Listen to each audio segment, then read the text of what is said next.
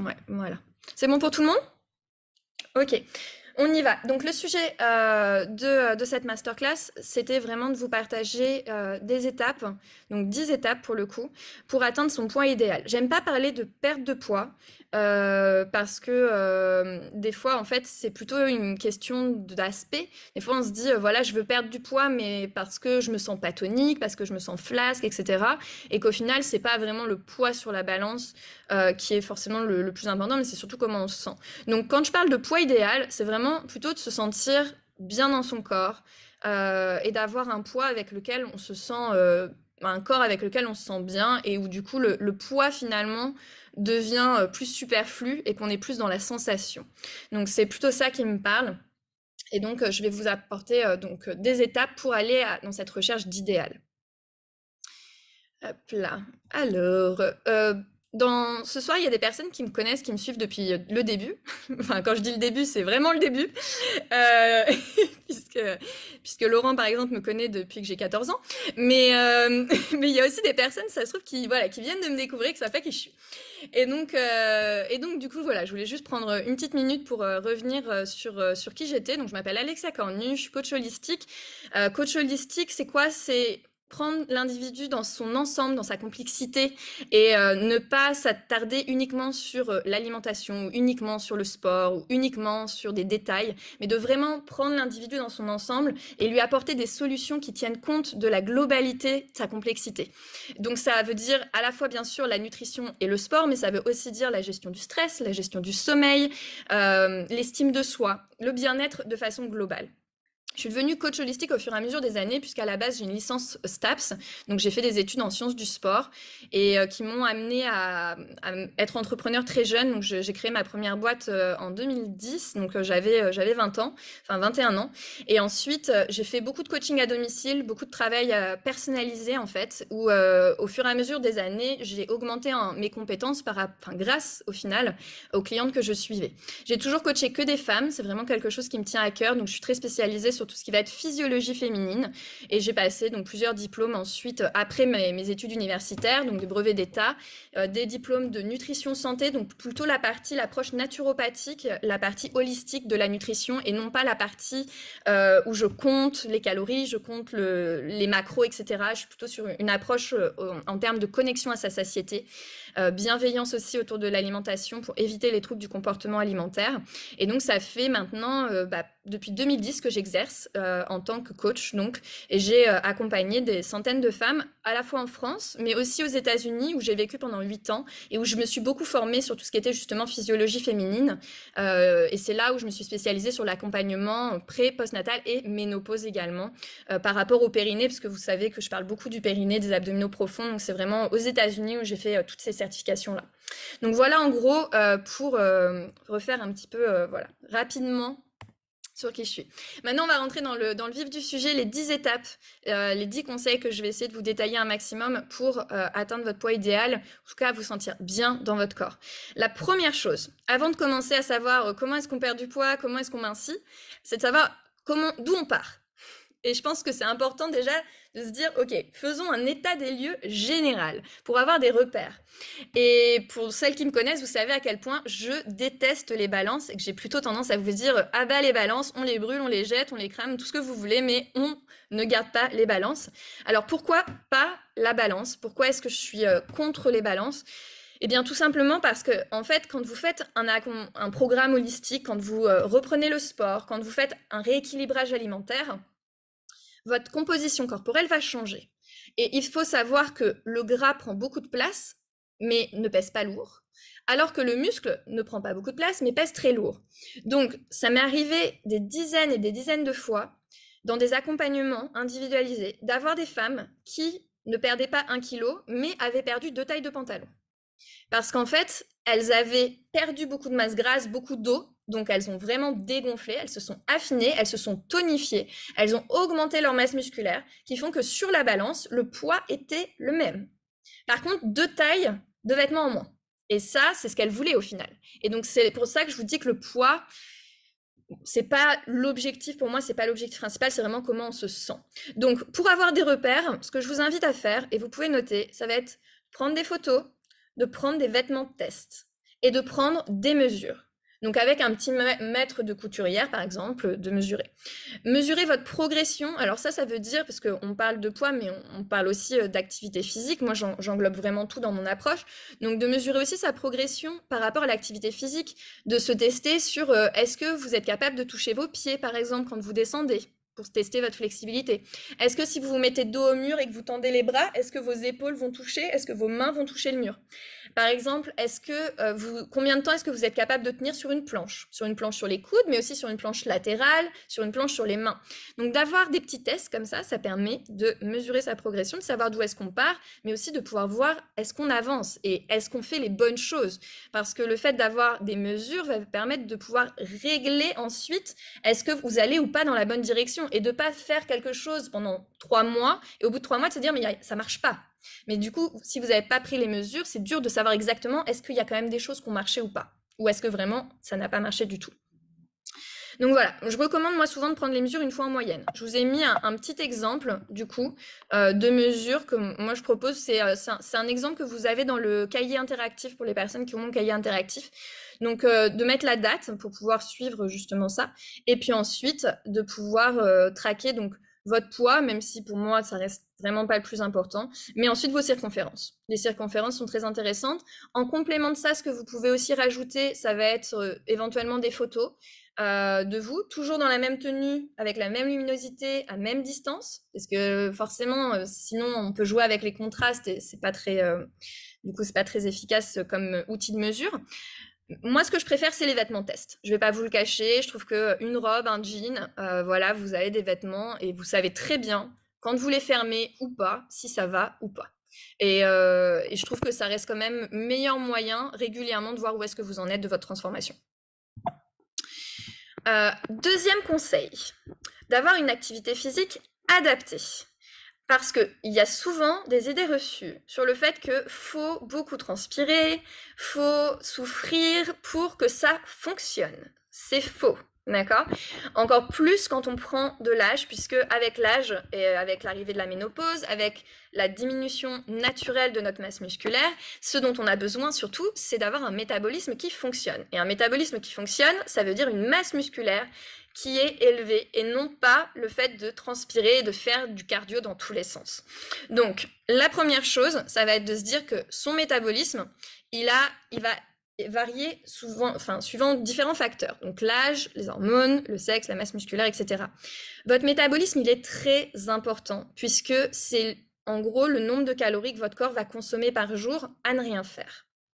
Et il est très important parce qu'un métabolisme qui fonctionne très bien, du coup, ne stocke pas.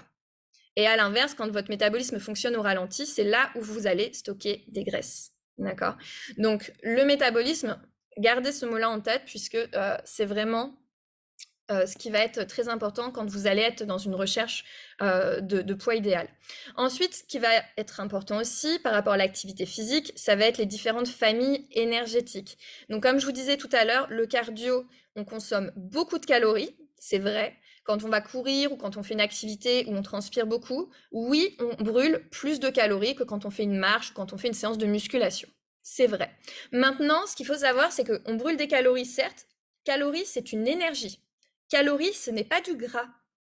Et ça, c'est très important de le savoir parce que souvent, on se dit, oui, je vais brûler plein de calories, donc je brûle des graisses. Et là, c'est faux. C'est une idée reçue. Quand on brûle des calories, on brûle de l'énergie. Ensuite, l'énergie, d'où est-ce qu'elle vient? Eh bien là, ça dépend de l'intensité de l'effort. Quand vous faites un effort à haute intensité qui est cardio, un effort cardio, c'est un effort où on ne peut pas maintenir une conversation, on est très essoufflé, on transpire, on est rouge. Voilà, on est dans le rouge. Quand on est dans le rouge, c'est du cardio. Quand on fait du cardio, le corps a besoin tout de suite d'énergie, immédiatement. Donc, il ne va pas avoir le temps d'aller prendre dans les graisses qui sont stockées avec l'oxygène, de faire la réaction chimique qui va faire qu'on va consommer des graisses. Non, il va prendre l'énergie où elle est tout de suite disponible. Où est-ce qu'elle est tout de suite disponible? Dans les muscles. Vous avez des réserves d'énergie dans les muscles, donc glycogène musculaire. Et quand vous faites une activité qui est très cardio, votre corps va tout de suite aller puiser dans ces réserves-là. D'accord? Ensuite, quand l'activité se prolonge, on ne va pas pouvoir rester dans du cardio ad vitam aeternam. Donc, ce qui va se passer, c'est qu'au bout d'un moment, même si on fait une activité qui est très cardio, il va falloir qu'on respire. À un moment, il va falloir qu'on se régule, il va falloir que, voilà, qu'on trouve un rythme, que ce soit en footing, etc. On ne peut pas être tout le temps en train de sprinter. Et on ne peut pas être tout le temps en train de sauter partout. Donc, soit on saute partout, mais on va faire des séances qui vont durer 15, 20, 30 minutes. Soit, au bout d'un moment, on se met dans une zone un peu plus confortable pour pouvoir durer 45 minutes, 1 heure, etc. Qu'est-ce qui se passe? Quand on est dans une zone où on est plus confortable, on respire mieux. Et là, le corps se dit, oh là, c'est bon, j'ai de l'oxygène qui arrive, l'effort est un peu moins intense, mes réserves en glycogène musculaire, elles sont pas indéfinies, parce qu'on a des réserves, mais on n'en a pas tant que ça dans les muscles. Donc votre corps, il se dit, ok, je vais aller commencer à puiser dans mes réserves de graisse pour créer de l'énergie. Et donc c'est là qu'on bascule dans une filière qui est plutôt aérobique. Et dans cette filière aérobique, en fait, en termes d'énergie, le corps va aller chercher les graisses, va avoir besoin de l'oxygène pour pouvoir transformer ces graisses en énergie. Et donc, du coup, l'endurance, donc les activités qui sont à une intensité plus modérée mais qui durent plus longtemps, la musculation, enfin, la musculation, si pareil, c'est une intensité modérée mais que ça dure plus longtemps, vont brûler plus de graisse, même si vous brûlez moins de calories. Donc, si je prends typiquement l'exemple d'une sortie en randonnée de 2 heures, ça va brûler moins de calories que 35-40 minutes de footing, certes. Sauf que sur les 2 heures, vous allez brûler beaucoup plus de graisse, alors que sur le cardio, vous allez brûler principalement vos réserves en glycogène musculaire. Donc voilà, du coup, on ne va pas chercher l'énergie au même endroit.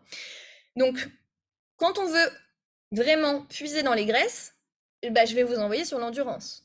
Le cardio, ça ne veut pas dire que ça sert à rien, parce que c'est très intéressant, c'est très important pour votre cœur. Votre cœur est un muscle, il a besoin de sortir de sa zone de confort, donc il faut faire du cardio, c'est très important. Mais maintenant, pour brûler des graisses, ce ne sera pas le plus efficace.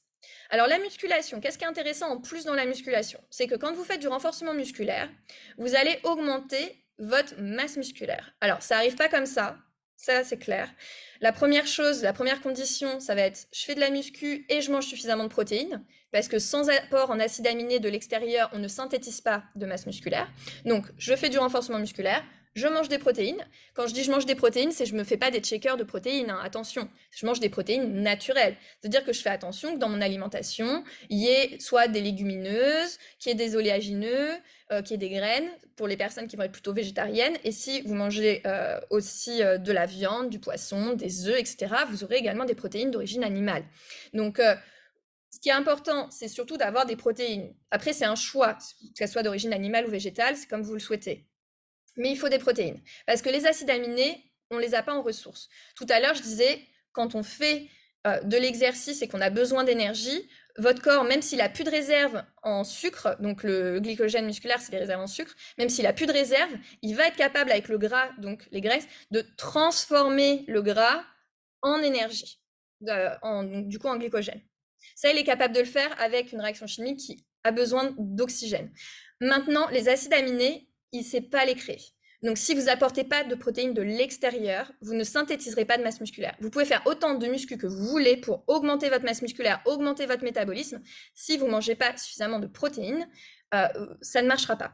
Maintenant, quand je dis manger suffisamment de protéines, c'est une alimentation équilibrée, on y reviendra tout à l'heure, et c'est juste d'en avoir un petit peu à chaque repas. Le corps ne peut pas assimiler plus de 1,6 multiplié par votre poids en protéines. Donc, si vous faites 50 kg, vous faites 50 kg fois 1,6, ça va vous donner un nombre de grammes. Votre corps, par jour, ne pourra pas assimiler plus que ça. Donc, ça ne sert à rien de se goinfrer en protéines non plus. Il n'y a aucun intérêt. Les régimes hyperprotéinés ne sont pas intéressants puisqu'ils ont tendance à énormément fatiguer les reins et que de toute façon, au-delà de 1,6 multiplié par votre poids du corps grammes de protéines par jour, votre corps, il est obligé de les éliminer. Donc, ça fait des détritus en plus à gérer par votre organisme et il n'a vraiment pas besoin de ça. Donc, en général, 1,6 g, c'est le maximum, d'accord? Moi, en général, ce que je vous recommande, c'est d'essayer d'être entre 1 et 1,2 g multiplié par votre poids du corps. Si vous avez ça par jour en protéines, c'est super. Et vous n'avez pas besoin de manger plus de protéines, voilà, que ça. Attention, 200 g d'escalope, c'est pas 200 g de protéines, hein. 200 g d'escalope, on est à peu près à 30 g de protéines, pour vous donner une idée. Donc, le nombre de protéines, c'est pas non plus égal à l'aliment qui contient des protéines. Pour ça, si vous êtes intéressé, ce que je vous recommande, c'est de regarder, par exemple, vous tapez l'aliment à côté, vous mettez nutrition sur Google. Donc, par exemple, si je mets poulet nutrition sur Google, ça va me sortir la fiche nutritionnelle du poulet et je vais voir dans 100 grammes de poulet combien il y a de protéines. Donc, si vous avez une envie de savoir, vous pouvez le faire comme ça. Deuxième chose, pour savoir à peu près quelle quantité de protéines vous consommez, ça va être d'utiliser des applications qui vont traquer. Vous rentrez dans l'application tout ce que vous mangez, et puis ça va vous dire tant de grammes de glucides, tant de grammes de protéines, etc. Attention aux apps, je vous mets en garde. C'est très intéressant pour avoir une idée d'où est-ce que vous en êtes. Maintenant, ça peut devenir complètement obsessionnel, créer du trouble du comportement alimentaire. Donc, faites-le vraiment à titre indicatif, juste se dire, ok, juste pour avoir une idée à peu près de combien de protéines je mange par jour. Vous pouvez le faire pendant une semaine. Après, je vous conseille de ne pas rester avec les applications de tracking alimentaire parce que des fois, ça a tendance à devenir un petit peu, à monter un petit peu au ciboulot et c'est pas forcément très sain. Donc voilà, faites bien attention avec ça. Tac. Qu'est-ce que c'est que ça? J'ai un iPhone qui est en train de dessiner sur mon, sur mon écran. Alors, donc voilà pour ça. Je reprends le cours. La musculation, pourquoi c'est hyper intéressant? Parce que, donc, comme je vous disais, si vous consommez des protéines, vous augmentez votre métabolisme. Si vous augmentez votre métabolisme, du coup, vous allez pouvoir consommer au repos plus de graisse au quotidien, plus de calories au quotidien. Et donc, la musculation, ça fonctionne très très bien pour perdre de la masse grasse sur le long terme.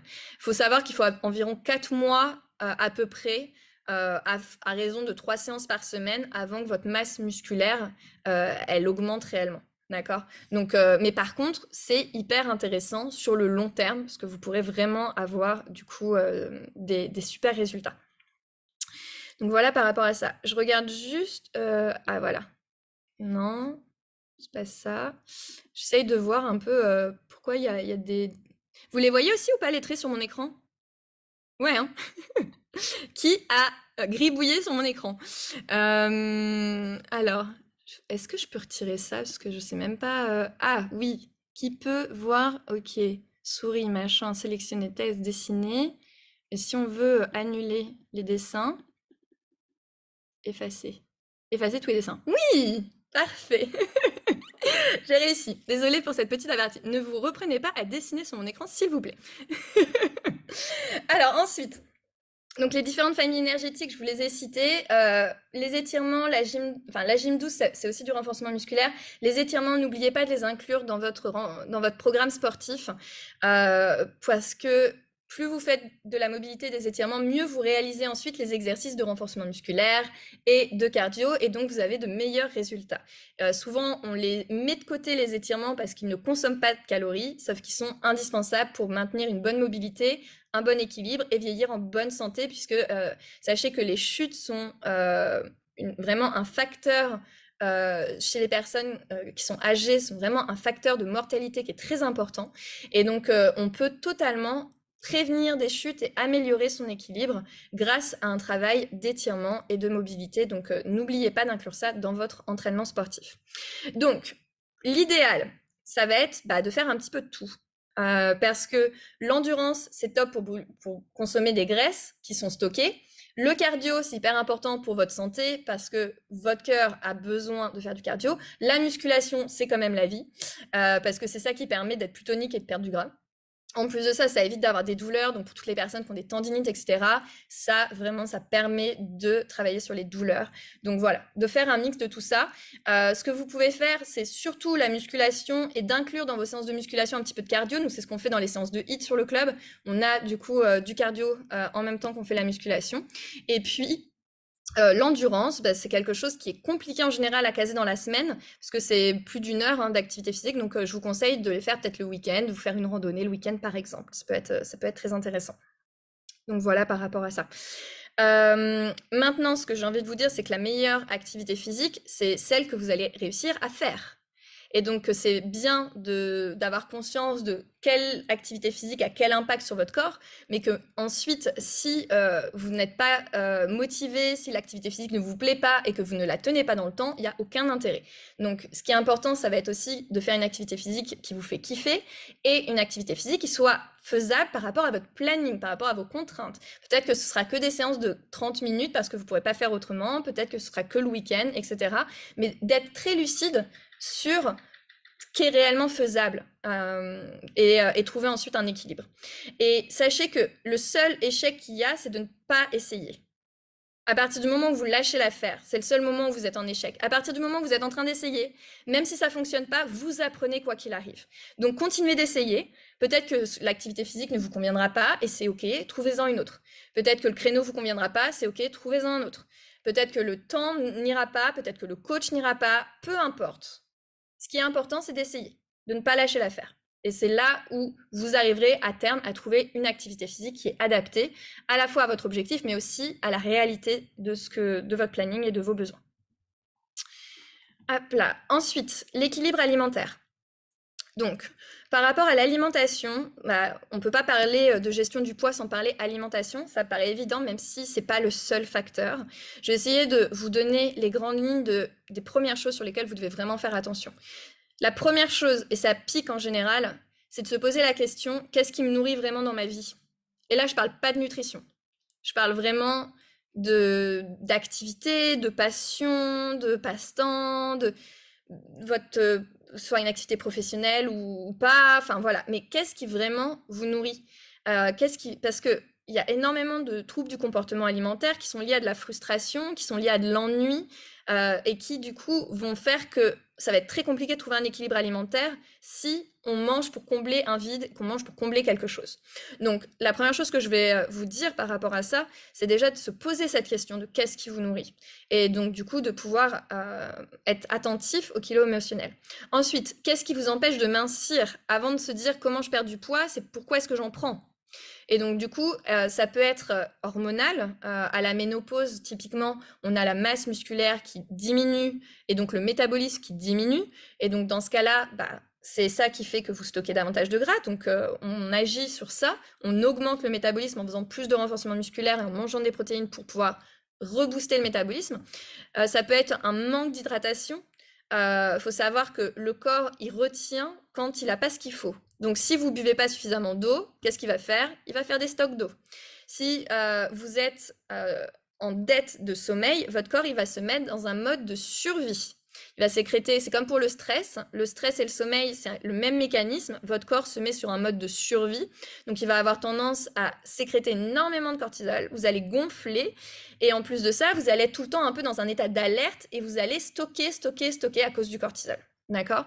Donc, si vous avez pris du poids parce que vous êtes très stressé ou alors que vous ne dormez pas assez, ça sert à rien de vous mettre à faire du sport à fond et à faire attention à ce que vous mangez. Commencez par gérer votre stress et votre sommeil.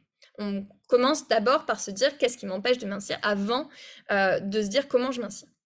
La mastication, par mastication, j'englobe tout ce qui est alimentation en pleine conscience. L'importance de prendre le temps de mastiquer, de savourer et de manger en pleine conscience pour se reconnecter à sa satiété. C'est vraiment quelque chose que je vois beaucoup avec les femmes qui ont fait beaucoup de régimes restrictifs. Elles n'ont plus de satiété. Elles ne savent plus quand est-ce qu'elles ont faim, quand est-ce qu'elles n'ont pas faim, etc. Donc, très important de mastiquer, de se reconnecter à sa satiété, de manger en pleine conscience, de ne pas faire 15 000 choses à la fois. Quand vous mangez, vous n'êtes pas sur votre téléphone, vous n'êtes pas en train de regarder les infos, vous mangez. Et l'équilibre 80-20, à sa fin, pour moi, c'est très important de ne pas avoir de frustration. Frustration, c'est un petit peu le même mécanisme que le manque de sommeil et que le stress. Quand vous créez de la frustration, du coup, vous allez être complètement obsédé par la frustration que vous êtes en train de créer. Et donc, ce sera contre-productif sur le long terme si vous souhaitez perdre du poids. Donc, le fait d'avoir un équilibre 80-20, ça va être vraiment l'idée de se dire, j'essaye 80% du temps de manger des aliments qui sont nutritifs, des aliments qui vont permettre à mon corps d'avoir tout ce dont il a besoin. Et du coup, quand je mange des aliments qui sont moins nutritifs, donc ça va être des aliments qui vont être transformés, ça va être l'exemple de l'alcool, ça va être l'exemple d'aliments qui sont pas nutritifs, quoi. En gros, j'aime pas la notion de dire, il y a beaucoup de gens qui disent aliments plaisir. Moi, je déteste ce terme parce que pour moi, dans les 80%, c'est 100% plaisir. Donc, c'est plutôt 80% d'aliments plaisir qui vont nourrir votre corps et 20% d'aliments, vous savez quand vous les consommez que c'est pas nutritif, mais c'est pas grave, vous êtes au restaurant, vous êtes avec des amis, voilà, vous avez un gâteau qui vous fait de l'œil, etc. Vous dites, c'est pas nutritif, j'ai pas spécialement faim en soi pour le manger, mais bon, je le prends quand même parce que sur le moment, j'ai envie de le prendre. Et puis, si 80% du temps, vous mangez des aliments qui sont nutritifs, vous allez absolument pas stocker ces aliments-là. À l'inverse, si vous êtes en grosse restriction de partout, dès que vous allez manger du sucre, là, votre corps, il va stocker. D'accord? Et donc, du coup, c'est pour ça que je ne parle pas de calories, parce qu'au final, pour moi, c'est pas une question de calories. Il y a plein de coachs qui vont vous dire, pour perdre du poids, c'est très simple. Tu consommes 1600 calories par jour, tu en manges 1400, tu vas perdre du poids. Et ça ne fonctionne pas. C'est faux. D'accord? Ça ne fonctionne pas comme ça. Déjà parce que votre corps, il n'est pas débile. S'il a besoin de 1006, que vous lui donnez 1004, il va faire en sorte au bout de quelques semaines d'avoir besoin de 1004. Sauf que vous, pour être passé de 1006 à 1004, vous êtes mis au régime hyper restrictif. Donc au bout de 3 semaines, vous êtes là, je n'en peux plus, je remange 1006. Sauf que votre corps, il s'est débrouillé pour avoir besoin que de 1004. Donc comment il fait avec les 200 calories qui se retrouvent en trop? Bah là, vous faites du gras. C'est pour ça que les régimes restrictifs, on prend plus de poids que ce qu'on en a perdu. Tout simplement.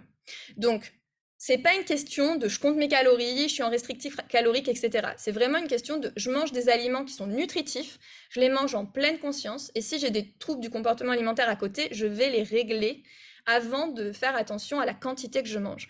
En général, la quantité, c'est un point que je ne traite jamais avec mes coachés. On parle jamais de quantité dans l'assiette. On parle de qualité, on parle d'équilibre de vie, mais on ne parle pas de quantité de ce que vous avez exactement dans votre assiette. Donc attention au régime restrictif, à tout ce qui va être privation, parce que ça va avoir un effet contre-productif, ça va vous mettre ensuite dans un cercle vicieux, où vu que vous avez votre métabolisme qui diminue, ensuite on n'arrive plus du tout à perdre du poids, et on stocke, et on rentre dans un cercle vicieux. Les calories vides, alors là, pareil, je remets un point là-dessus parce que pour moi, c'est hyper important. Nutrition égale énergie. Vous mangez pour apporter de l'énergie à votre corps. Arrêtez de croire que les aliments sont vos ennemis, que les calories sont vos ennemis. Les calories sont vos amis. C'est hyper important. D'accord? On a besoin d'énergie. Le corps ne fonctionne pas sans énergie. Vous n'êtes pas capable de respirer, le cœur ne peut pas battre, vous ne pouvez pas réfléchir, vous concentrer, bouger si vous n'avez pas d'énergie. Maintenant, quelle énergie va falloir? Là, on va rentrer un petit peu plus dans le détail. Les macronutriments. Les macronutriments, c'est les 3 familles qui apportent des énergies. Donc, il y a les glucides, les lipides, les protéines. Les glucides, c'est toute la famille des sucres. Les lipides, toute la famille des graisses. Les protéines, les acides aminés. D'accord? Les 3 sont indispensables. Vous avez besoin de sucre, c'est votre carburant. Maintenant, il y a sucre et sucre. Ce qui va être important, ça va être un apport en glucides de qualité avec des fibres. Les lipides, c'est les graisses. Arrêtez de croire que les graisses, vous n'en avez pas besoin. Les graisses, on en a besoin, surtout les femmes. Le système hormonal fonctionne avec les graisses. Les femmes qui sont anorexiques, qui n'ont plus suffisamment de masse grasse pour faire fonctionner leurs hormones, perdent leurs règles. D'accord? On n'est pas faite pour ne pas avoir de graisse. D'accord? C'est très important. Et les protéines, je vous ai parlé tout à l'heure des acides aminés, de leur importance pour la masse musculaire. Ensuite, on a aussi besoin de micronutriments, des vitamines, sels minéraux. Les micronutriments, vous allez trouver dans tout ce qui est légumes. Mais dans tout ce qui est légumes, vous avez très peu de macronutriments. Donc, ce qui est important, c'est d'avoir un équilibre entre les deux. 50% de votre assiette, ça doit être des micronutriments, donc des légumes, des végétaux. 50%, les 3 macros, glucides, lipides, protéines. D'accord? En termes de quantité, ça va être surtout des glucides, un peu de protéines et un tout petit peu de lipides en termes de quantité. Mais c'est ça pour tout le monde.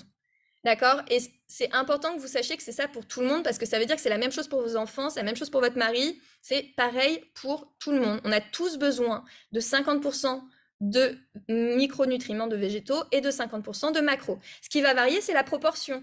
Les enfants vont manger plus en quantité. Peut-être que votre mari va avoir besoin de plus de calories, donc va manger plus en quantité. La qualité de ce que vous mangez, c'est la même chose. Donc c'est le même repas pour tout le monde.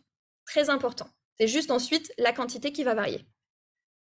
Manger plus pour stocker moins. Savoir que j'ai à peu près 70% des femmes que j'accompagne dans de la perte de poids, elles mangent plus avec moi que ce qu'elles mangeaient avant.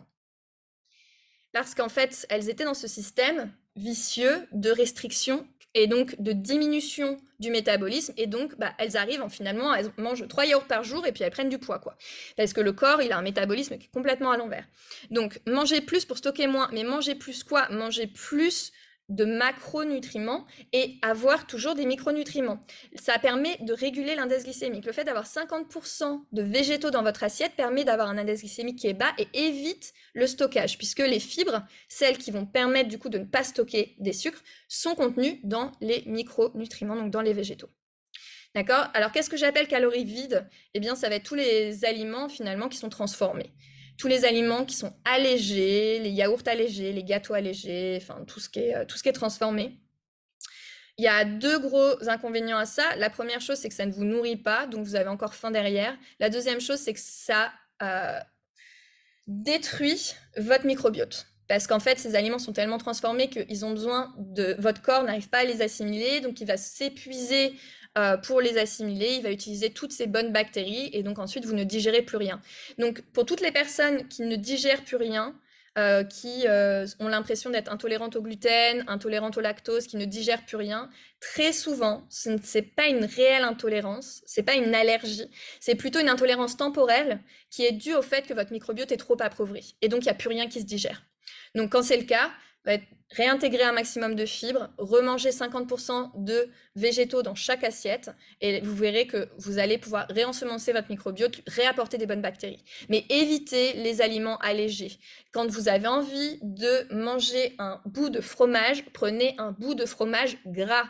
Quand vous avez envie de vous faire un aliment, prenez-les dans son intégralité. Ça doit être un énorme red flag quand il y a marqué allégé. Le allégé, c'est des calories vides. Ça veut dire quoi? Ça veut dire qu'on a retiré tous les macros, tout ce qui vous nourrit, on les a retirés, on a laissé toutes les merdes. Et puis en plus, pour qu'il y ait toujours de la saveur et que la couleur, la texture soit à peu près ok, on en a rajouté d'autres des merdes. Donc, évitez tous ces aliments-là, ils sont pas nutritifs. Et même s'il n'y a pas beaucoup de calories dedans, en fait, ils ont plutôt tendance à complètement appauvrir votre organisme et créer des intolérances. Hop là. 5e conseil, préparez ces menus. Déjà, ça peut être un moment en famille super cool, parce qu'au lieu que ce soit toujours vous qui ayez une charge mentale énorme d'avoir besoin de sélectionner les menus pour tout le monde, de choisir tous les menus, vous vous posez avec la famille, tout le monde choisit des menus, des repas qu'il aime bien, des recettes qu'il aime bien, et puis ensuite vous faites le menu en famille.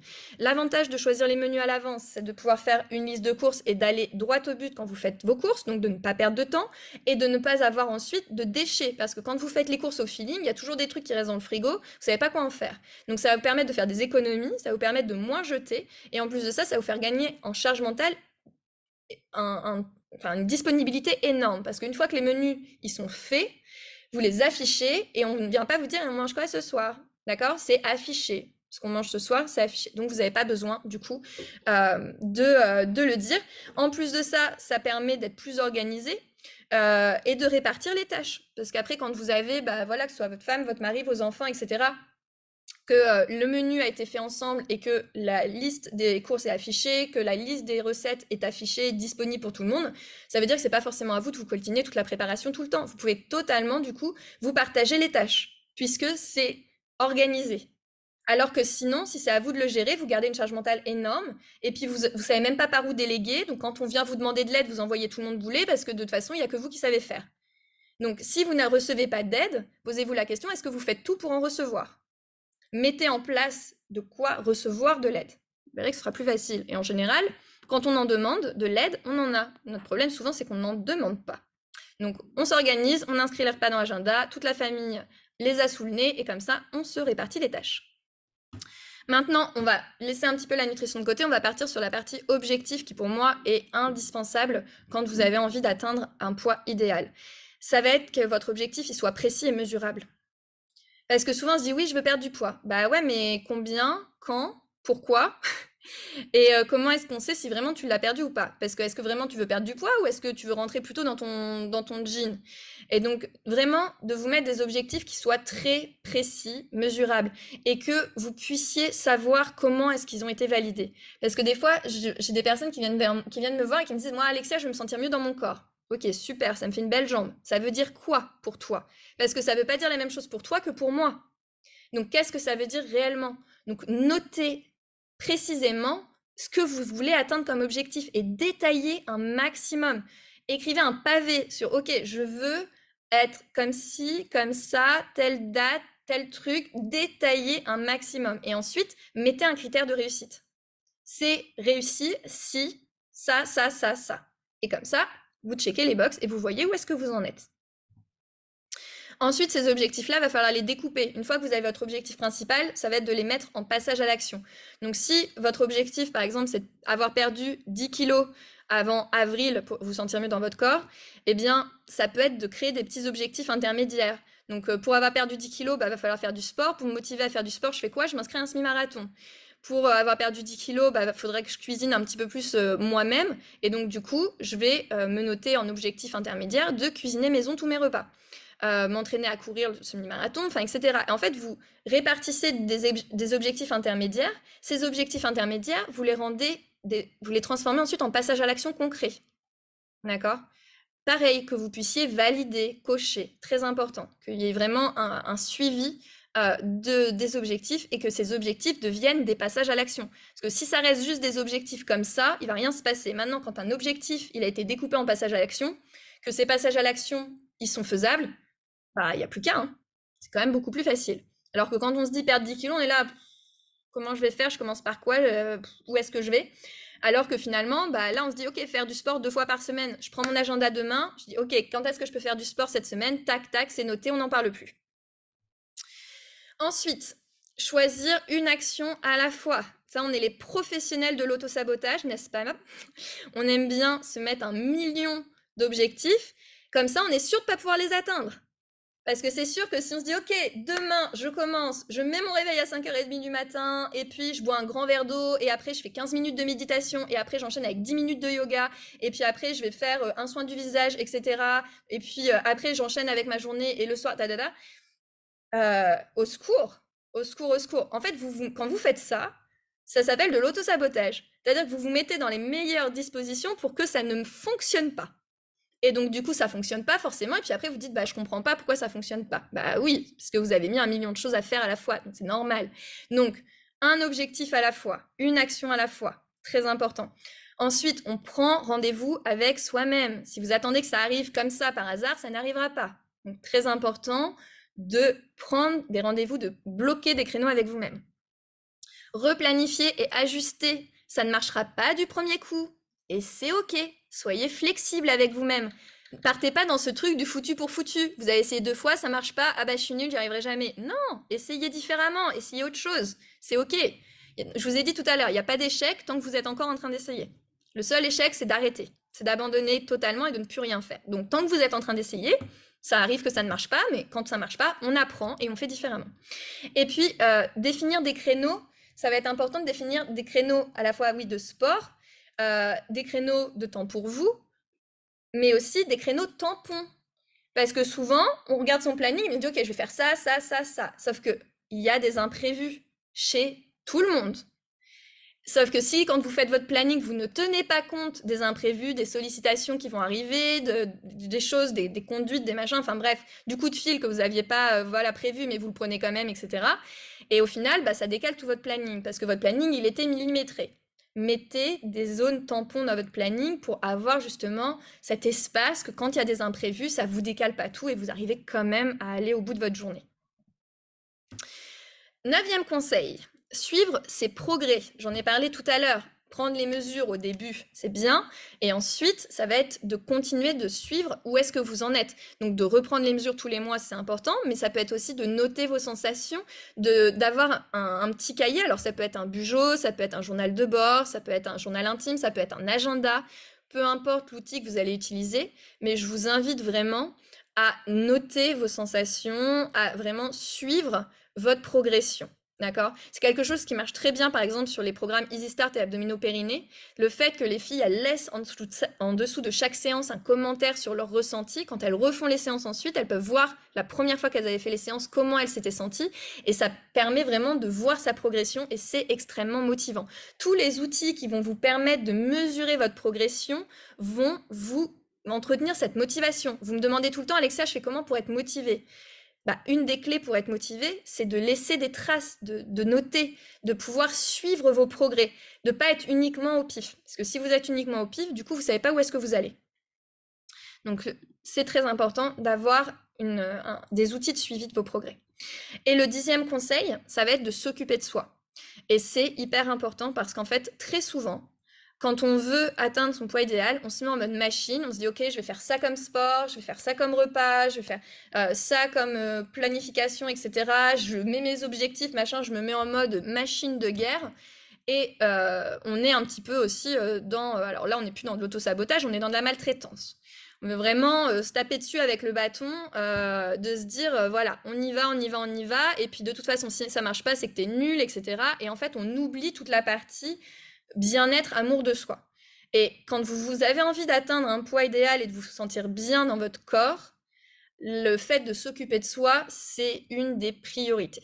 C'est vraiment une des priorités. Et ça doit être quasiment ce 10e point, ça doit être quasiment celui par lequel vous devez commencer. Donc ça va être d'avoir des moments à soi. Donc si c'est difficile d'avoir des moments pour soi, ben on prend le planning et puis on les fait apparaître dans son agenda, hein, ces moments pour soi. Ça peut être aussi pour toutes celles qui ont beaucoup de stress, beaucoup de mal à être dans l'instant présent, qui sont très sollicitées de partout, d'avoir des moments, par exemple, de cohérence cardiaque. Alors, je me suis trompée, c'est pas 5 fois 5 minutes par jour, mais c'est 3 fois 5 minutes par jour, la cohérence cardiaque, pour vraiment avoir des bénéfices sur votre taux de cortisol. Alors, je parlais tout à l'heure du cortisol, qui est une hormone qui est sécrétée quand on est très stressé, très fatigué, et qui va avoir tendance à inflammer tout votre corps, une hormone qui est pro-inflammatoire, qui va avoir tendance aussi à vous faire gonfler, stocker de la rétention d'eau, etc., et stocker du gras. Eh bien, il y a énormément d'études qui ont prouvé que le fait de faire 3 fois 5 minutes de cohérence cardiaque par jour permet de diminuer significativement votre taux de cortisol, et donc, du coup, va permettre également de pouvoir gérer votre poids. La méditation, c'est aussi un autre outil. Je vous ai mis sur la vignette Headspace ou Petit Bambou, qui sont 2 applications qui sont très intéressantes aussi. C'est des applications gratuites pour faire de la méditation. Et puis, avoir une routine, ça va permettre d'alléger la charge mentale, donc de mettre en place une petite routine le matin, une petite routine le soir pour prendre soin de soi. Cette routine, quand vous la mettez en place, une seule chose à la fois, je vous le répète. Et puis, prendre du temps, je parlais tout à l'heure, qu'est-ce qui vous nourrit? De prendre vraiment ce temps pour se nourrir, que ce soit en faisant des formations pour vous ou des formations pour que ce soit milieu personnel ou professionnel, de prendre du temps pour ses passions, de prendre du temps pour, par exemple, faire de la lecture, faire du scrapbooking, des activités pour celles qui aiment, qui vont être plutôt manuelles, pour faire du sport, etc. Et de prendre ce temps et de s'autoriser à prendre ce temps-là pour soi, c'est hyper important. Très souvent, on a envie de tout gérer, de gérer sa carrière, de gérer sa vie de famille. On est sur tous les fronts à 200%.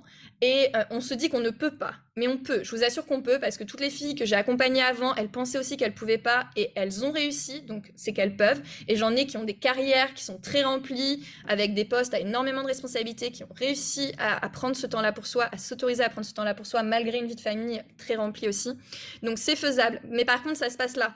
C'est-à-dire qu'à un moment, il faut se donner l'autorisation de prendre ce temps-là pour soi. Il faut se donner l'autorisation de mettre en place ce changement-là. D'accord? Et ça, personne ne peut le faire pour vous. Très important que vous ayez conscience de ça. Ça marche? Est-ce que ça vous parle? Ça va, je vous ai pas trop retourné le cerveau? Non, c'était très bien. Très bien et très clair. Très bien. Eh bien, super. Eh bien, on va continuer alors. Tac. Si on va résumer un petit peu tout ce que je vous ai dit, faire un petit point résumé. Donc, si je résume ce qu'on vient de voir, pour atteindre son poids idéal, quand je dis son poids idéal, c'est sa forme idéale, d'accord? Vous l'avez bien compris, c'est se sentir bien dans son corps, bien dans sa peau. On commence par savoir d'où est-ce qu'on part. Donc, on prend des mesures, vêtements test, etc. On oublie la balance. Elle est nulle, elle sert à rien. On choisit une activité physique qui est adaptée à la fois par rapport à son objectif, mais adaptée aussi à son envie et à son planning. On est réaliste. L'équilibre alimentaire, on oublie les régimes restrictifs, d'accord? On mange des macronutriments et des micronutriments. 50% de l'assiette, c'est des végétaux. On fait très attention aux calories vides. On essaye d'éviter les aliments qui sont transformés. On peut toujours les consommer, bien évidemment, mais on essaye de les éviter au maximum. On anticipe, on s'organise sur les menus de la semaine pour diminuer sa charge mentale. On choisit des objectifs qui sont précis et qui sont mesurables. On découpe ensuite les objectifs en actions pour pouvoir les réaliser et avancer petit pas par petit pas. On priorise, on donne la priorité, on choisit une seule action à la fois. Vaut mieux une action à la fois qui soit validée plutôt que s'en mettre 10 à la fois et il n'y a rien qui change. Donc une action à la fois, on la valide, on passe à autre chose. Mais une seule à la fois. On suit ses progrès, que ce soit avec des cahiers, des journaux, du bugeot, voilà. Mais on suit ses progrès. On essaye d'avoir vraiment un outil pour voir sa progression. Et puis, on fait de ce soi sa priorité. Très important. On s'occupe de soi. Parce que si vous avez envie d'atteindre un poids idéal, il faut que vous soyez prête à vraiment passer à l'action. D'accord?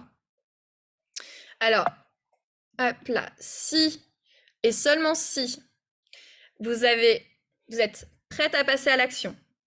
Là, aujourd'hui, je vous ai partagé 10 conseils, honnêtement. Vous avez toutes les clés en main aujourd'hui avec ces 10 conseils-là. Vous avez vraiment les bases pour atteindre cet objectif-là. Mais si vous voulez passer à l'action, si vous êtes aligné avec mon approche et que vous avez envie de le faire en étant accompagné parce que vous n'avez pas envie de le faire toute seule, vous avez l'impression que vous allez être perdu si vous faites toute seule ou que vous n'allez pas avoir la motivation pour arriver au bout de ça, dans ce cas-là, il y a le coaching signature qui existe. C'est un coaching que je fais que 3 fois par an, que j'ouvre les portes uniquement 3 fois dans l'année et qui permet, pendant les 3 mois d'accompagnement, qu'on puisse travailler sur tous les points qu'on vient de voir là ensemble. On va beaucoup plus loin, bien sûr, parce que là, je vous propose une conférence qui fait 45 minutes et le coaching signature, c'est 3 mois d'accompagnement toutes les semaines avec des dizaines et des dizaines de vidéos et d'exercices à faire pratiques. Mais l'idée, c'est on a cette approche holistique et je vous accompagne, et vous allez voir, je ne suis pas la seule, je vous accompagne pendant 3 mois et je ne vous lâche pas pendant 3 mois pour qu'il y ait du résultat et que vous passiez réellement à l'action. D'accord? Les exercices, ils sont à faire toutes les semaines parce que souvent, les connaissances, on les a. D'accord? Alors bien sûr que je vais vous apprendre des choses quand même, parce que sur la nutrition, des fois, il nous manque des choses, ou on sait que voilà, il faut des macros, mais on ne sait pas très bien les reconnaître. Donc souvent, je vous apporte quand même quelques connaissances en plus, mais le fond, il n'est pas là. Il n'est pas sur les connaissances, il est surtout sur le fait de passer à l'action. Et c'est là souvent où ça pêche. Et l'idée, c'est de créer des exercices. Donc j'ai créé un petit workbook avec des dizaines de fiches d'exercices pour que chaque semaine, en fait, vous passiez à l'action. Et après, derrière, je suis derrière vos fesses, et je suis pas la seule, Chantal est derrière vos fesses aussi, pour que on s'assure que vous fassiez vraiment ce que vous devez faire. Sauf que c'est 100% personnalisé, donc très individualisé. Donc on est derrière vous, et en fait, les conseils qu'on vous donne, ensuite, ensemble, on les ajuste. Parce que comme je disais tout à l'heure, vous n'allez pas trouver du premier coup ce qui fonctionne pour vous, que ce soit en termes d'activité physique, mais aussi en termes d'organisation, de gestion de la charge mentale, de nutrition, en termes d'estime de soi, de temps pour soi aussi. Souvent, on a les grandes lignes, on sait où on doit aller, mais on est un peu perdu, on ne sait pas quoi faire. Des fois, on essaye un truc, on n'est pas sûr que ça marche, on ne sait pas quoi faire pour s'assurer que ça ait marché ou pas, etc. Donc, l'idée dans ce coaching-là, c'est que pendant 3 mois, on ne vous lâche pas, on est avec vous tous les jours pour vous accompagner dans l'essai justement de ces outils qu'on vous apporte. Et on vous donne énormément d'outils, mais l'idée, c'est pas que vous appropriez 100% des outils. L'idée, c'est que vous essayez les outils, ensuite que vous vous appropriez ceux qui fonctionnent vraiment pour vous. Parce que ce ne sera pas les mêmes en fonction de chaque personne. Mon équipe sur signature, donc vous avez Claire qui est pas là avec nous aujourd'hui, mais vous aurez très prochainement l'occasion de la rencontrer parce qu'elle va rejoindre aussi le club en tant que coach motivation. Donc Claire, elle est formée sur tout ce qui est nutrition, mais l'approche psychologique, donc troubles du comportement alimentaire et la relation qu'on a à la nourriture et tout ce qui est accompagnement autour justement de sa relation à la nourriture et motivation. Donc Claire, elle s'occupe sur le signature de l'accompagnement individuel. Et donc c'est avec elle que vous avez des rendez-vous en one-on-one pour aller vraiment creuser au niveau des blocages émotionnels et au niveau des blocages nutritionnels. Moi, je m'occupe du coup de tous les coachings groupes qui ont lieu toutes les semaines. Et donc, du coup, je vous anime, c'est moi qui vous suis. Et puis, bah, c'est moi qui ai créé les exos et avec qui vous serez en vidéo, parce que vous avez des dizaines de vidéos aussi sur ce coaching-là. Et donc, du coup, voilà, ce programme, c'est mon bébé et je vous accompagne dessus. Vous avez Chantal qui est donc avec moi ce soir, qui m'aide pour la gestion du chat, qui est une ancienne membre de signature et qui a rejoint l'équipe en tant que marraine du programme. Et donc, en fait, bien, elle est là pour vous chouchouter parce que ce coaching-là, pendant 3 mois, vous êtes chouchoutés. On s'occupe de vous aux petits oignons. On vous secoue de temps en temps avec beaucoup de bienveillance, mais des fois, on vous rentre dedans. Mais toujours avec beaucoup d'amour. Et donc Chantal, elle est là aussi pour veiller sur vous. Et c'est elle qui vient piquer un peu quand vous n'avez pas fait vos exos, quand vous n'avez pas envoyé vos engagements, quand vous n'avez pas renvoyé vos fiches, etc. Et puis Patricia qui s'occupe de toute la partie ménopause, puisque le coaching signature, il y a aussi une partie ménopause qui va un peu plus loin, qui est un module en plus. Et donc du coup, Patricia, c'est la coach ménopause de ce coaching. Donc voilà pour la présentation. Le programme, je l'ai lancé en 2020. J'ai déjà accompagné donc plus de 70 femmes dessus. C'est des toutes petites promos, hein. En général, c'est entre 5 et 15 personnes par promo, de façon à justement que le groupe soit soudé, qu'il y ait énormément de bienveillance entre les membres. C'est quelque chose auquel je tiens. Et puis aussi que chacune se sente OK d'être vulnérable, parce que c'est dans la vulnérabilité qu'on vient casser des barrières qu'on se met et qu'on vient vraiment avoir des belles transformations. Et donc c'est la raison pour laquelle je garde le groupe tout petit. Et donc dans les femmes qui ont été accompagnées, vous pourrez retrouver leurs témoignages qui sont sur la page de présentation du coaching signature. Elles ont fait des vidéos où elles témoignent de leur parcours. Et donc je vous ai là sélectionné le témoignage de Laurence qui du coup a beaucoup appris et s'est servi justement de tous les outils qu'elle a appris dans son quotidien pour gagner en confort de vie et s'organiser. C'est vraiment quelque chose qui lui a changé la vie. C'était la partie organisation qui lui manquait le plus. Et puis sur la partie sportive, elle a découvert qu'on n'était pas obligé de faire du cardio et de sauter dans tous les sens pour avoir un métabolisme qui marchait bien et qu'on pouvait du coup avec des séances sans impact avoir une très belle transformation physique et une augmentation significative de sa masse musculaire. Et puis on a Elisabeth aussi qui a suivi le coaching signature, donc qui a énormément de stress parce qu'Elisabeth, donc elle travaille aux États-Unis sur plusieurs créneaux horaires avec une vie de famille qui est très remplie. Et donc elle était très, alors pour le coup le passage à l'action c'était pas son problème, mais elle partait dans tous les sens. Et donc là ça a permis le programme de la recentrer, de la cibler et de donner davantage de sens à ce qu'elle faisait, pourquoi elle le faisait. On a pu cibler sur les choses qui étaient vraiment importantes pour améliorer son quotidien. Et on a beaucoup travaillé justement sur la gestion du stress et sur sa vision d'elle-même sur elle-même aussi. Elle est bien plus bienveillante aujourd'hui grâce au coaching. Et ça lui a permis, ce qu'elle s'est dit, c'est qu'au final, elle s'est dit, je fais un truc pour moi. Elle culpabilisait un petit peu de prendre ce temps-là pour elle parce qu'elle se disait, c'est hyper égoïste de prendre ce temps-là pour moi. Et au final, elle s'est rendue compte que quand elle fonctionne mieux, toute la famille fonctionne bien mieux aussi. Et qu'au final, ça a été hyper bénéfique d'avoir pris ce temps-là pour elle, pour rendre ensuite toute l'organisation familiale bien plus fluide et gagner en confort de vie. Voilà, j'ai fini, j'ai presque pas trop dépassé et je vais pouvoir du coup répondre à toutes vos questions. Dites-moi un petit peu là, est-ce